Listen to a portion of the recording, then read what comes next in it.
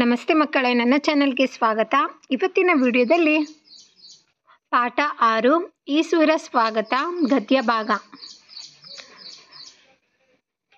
ಯಾರೆಲ್ಲ ನನ್ನ channel subscribe ಮಾಡ್ಕೊಂಡಿಲ್ಲ ಸಬ್ಸ್ಕ್ರೈಬ್ ಮಾಡ್ಕೊಳ್ಳಿ. ಬನ್ನಿ ವಿಡಿಯೋ ಶುರು ಮಾಡೋಣ. ಮೊದಲನೇದಾಗಿ ಇಲ್ಲಿ ಅಭ್ಯಾಸ ಕೊಟ್ಟಿದ್ದಾರೆ. ಅಭ್ಯಾಸದಲ್ಲಿ ಮೊದಲನೇದಾಗಿ ಆ ವಿಭಾಗ ಒಂದು ಪದ ಅಥವಾ ವಾಕ್ಯದಲ್ಲಿ ಉತ್ತರಿಸು ಅಂತ ಕೊಟ್ಟಿದ್ದಾರೆ. ಮೊದಲನೇ ಪ್ರಶ್ನೆ, ಈಸೂರು ಯಾವ ಜಿಲ್ಲೆಯಲ್ಲಿದೆ?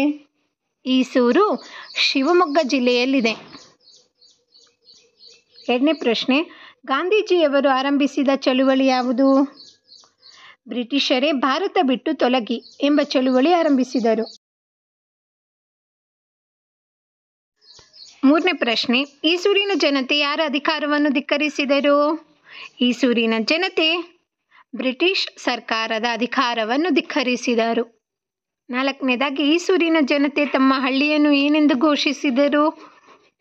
ಈಸೂರಿನ ಜನತೆ ತಮ್ಮ ಹಳ್ಳಿಯನ್ನು ಸ್ವತಂತ್ರ ಹಳ್ಳಿ ಎಂದು ಘೋಷಿಸಿದರು.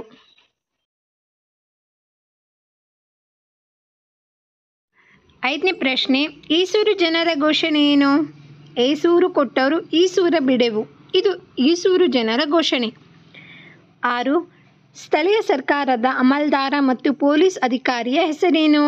ಉತ್ತರ, ಅಮಲ್ದಾರರಾಗಿ ಸಾಹುಕಾರ ಜಯಣ್ಣ, ಪೊಲೀಸ್ ಅಧಿಕಾರಿಯಾಗಿ ಮಲ್ಲಪ್ಪಯ್ಯ. ಆದ ಮೇಲೆ 7ನೇ ಪ್ರಶ್ನೆ ನೋಡೋದಾದರೆ, ಅಗಸಿ ಬಾಗಿಲಿನಲ್ಲಿ ಹಾಕಿದ್ದ ಫಲಕದಲ್ಲಿ ಏನೆಂದು ಬರೆದಿತ್ತು? ಉತ್ತರ, ಬೇಜವಾಬ್ದಾರಿ ಅಧಿಕಾರಿಗಳಿಗೆ ಈಸೂರಿನಲ್ಲಿ ಪ್ರವೇಶವಿಲ್ಲ ಎಂದು ಬರೆದಿತ್ತು. 8, ಹೊಸ ಸರ್ಕಾರದ ಅಧಿಕಾರಿಗಳು ಬ್ರಿಟಿಷ್ ಅಧಿಕಾರಿಗಳಿಗೆ ನೀಡಿದ ಆಜ್ಞೆ ಏನು? ಉತ್ತರ, ರಾಜೀನಾಮೆ ಕೊಟ್ಟು ಗಾಂಧಿ ಟೋಪಿ ಹಾಕಿಕೊಂಡು ಈಸೂರ ಸರ್ಕಾರದಲ್ಲಿ ಕೆಲಸ ಮಾಡಬೇಕೆಂದು ಆಜ್ಞೆ ಮಾಡಿದರು. ಕೊನೆಯದಾಗಿ, ಸ್ವಗತ ಎಂದರೇನು? ಉತ್ತರ, ತನಗೆ ತಾನೇ ಮಾತನಾಡಿಕೊಳ್ಳುವುದಕ್ಕೆ ಸ್ವಗತ ಎನ್ನುತ್ತಾರೆ. ಇದಾದ ಮೇಲೆ ಆ ವಿಭಾಗ ಕಾರಣ ಕೊಡು.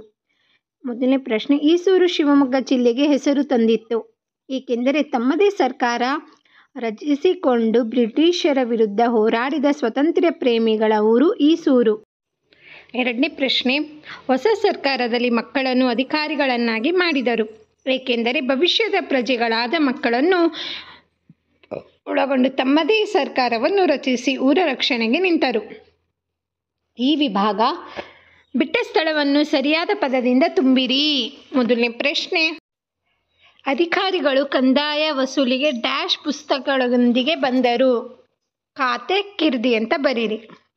ಎರಡನೇದಾಗಿ, ದೇವಸ್ಥಾನದ ಮುಂದೆ ಡ್ಯಾಶ್ ಸಭೆ ನಡೆಸಿದರು. ಗುಪ್ತ ಸಭೆ ನಡೆಸಿದರು. 3, ಅವರಿಗೆ 50 ರೂಪಾಯಿ ಡ್ಯಾಶ್ ವಿಧಿಸಲಾಯಿತು, ದಂಡ ವಿಧಿಸಲಾಯಿತು. ಈ ವಿಭಾಗ ಸರಿ ತಪ್ಪು ಗುರುತಿಸಿ. ಮೊದಲನೇ ಪ್ರಶ್ನೆ,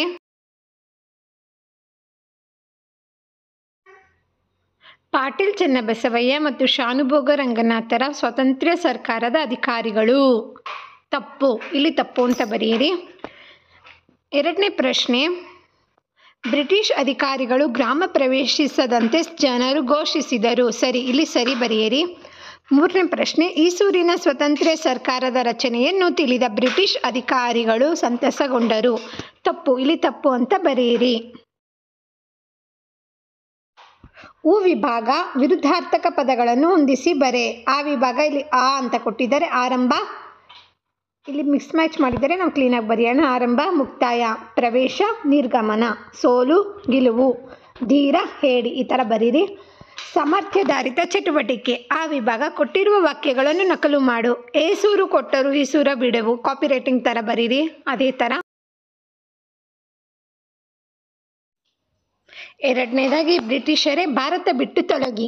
ಬೇಜವಾಬ್ದಾರಿ ಅಧಿಕಾರಿಗಳಿಗೆ ಈಸೂರಿನಲ್ಲಿ ಪ್ರವೇಶವಿಲ್ಲ. ಈಸೂರಿಗೆ ಪ್ರವೇಶವಿಲ್ಲ, ಇದು ಹಾಗೆ ಬರೀರಿ. ಆ ವಿಭಾಗ ಇಲ್ಲಿ ಕೊಟ್ಟಿರುವ ವಾಕ್ಯಗಳನ್ನು ಸರಿಯಾದ ಕ್ರಮದಲ್ಲಿ ಬರಿಬೇಕು.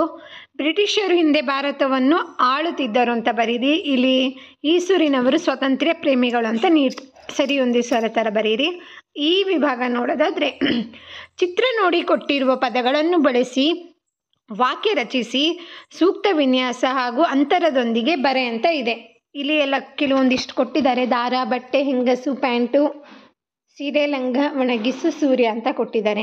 ಕೆಲವೊಂದಿಷ್ಟು ಆಯ್ಕೆ ಮಾಡಿ ನಮ್ಮ ಓನ್ ಸೆಂಟೆನ್ಸ್ ಆಗಿ ಬರಿಬೇಕು. ಅದು ಹೇಗೆ ಅಂದರೆ, ಮೊದಲನೇ ಸೆಂಟೆನ್ಸ್ ನೋಡಿ, ಹೆಂಗಸು ಬಟ್ಟೆಗಳನ್ನು ಹಗ್ಗದ ಮೇಲೆ ಹಾಕುತ್ತಿದ್ದಾಳೆ. ಎರಡನೇ ಸೆಂಟೆನ್ಸ್, ಹೆಂಗಸು ಅಂಗಿ ಚಡ್ಡಿ ಟವೆಲ್ಗಳನ್ನು ಹಗ್ಗದ ಮೇಲೆ ಹಾಕುತ್ತಿದ್ದಾಳೆ. ಇದಾದಮೇಲೆ ಭಾಷಾಭ್ಯಾಸ ಆ ವಿಭಾಗ.